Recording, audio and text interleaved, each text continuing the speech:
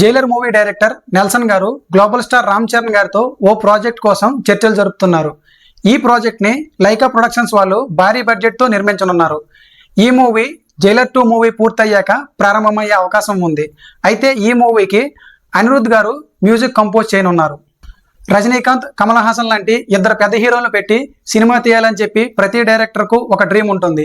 అయితే ఇలాంటి కాంబినేషన్లో సినిమా వస్తే జనాలు కూడా ఎంతో ఆసక్తిగా చూస్తారు. వీళ్ళిద్దరిని పెట్టి సినిమా తీసేందుకు స్క్రిప్ట్ను రెడీ చేస్తున్నారు డైరెక్టర్ నెల్సన్ గారు.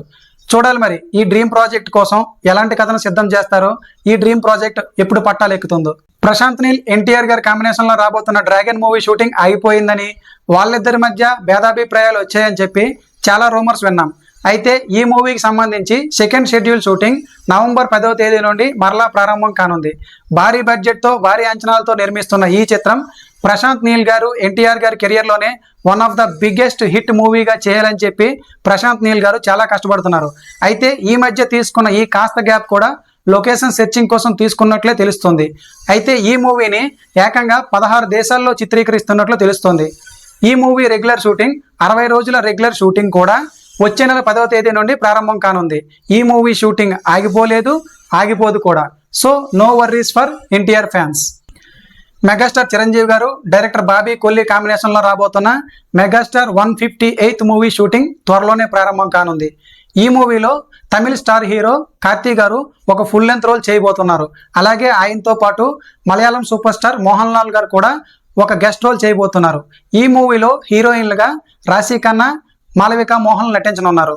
అయితే ఈ చిత్రానికి ఎస్ఎస్ తమన్ గారు మ్యూజిక్ డైరెక్టర్గా పనిచేయనున్నారు. ఈ మూవీని కేవీఎన్ ప్రొడక్షన్స్ వాళ్ళు నిర్మిస్తున్నట్లు తెలుస్తోంది. రీసెంట్గా డైరెక్టర్ వంశీ పైడిపల్లి గారు ఒక కమర్షియల్ ఎంటర్టైన్మెంట్తో పాటు బలమైన సోషల్ మెసేజ్ ఉన్న కథని దిల్ రాజు గారికి వినిపించడం జరిగింది. అయితే ఈ కథ విన్న తర్వాత దిల్ రాజు గారు ఈ కథ పవర్ స్టార్ పవన్ కళ్యాణ్ గారికి అయితే షూట్ అవుతుందని చెప్పి ఈ కథని పవన్ కళ్యాణ్ గారికి ఒప్పించే పనిలో పడ్డారు దిల్ రాజు గారు.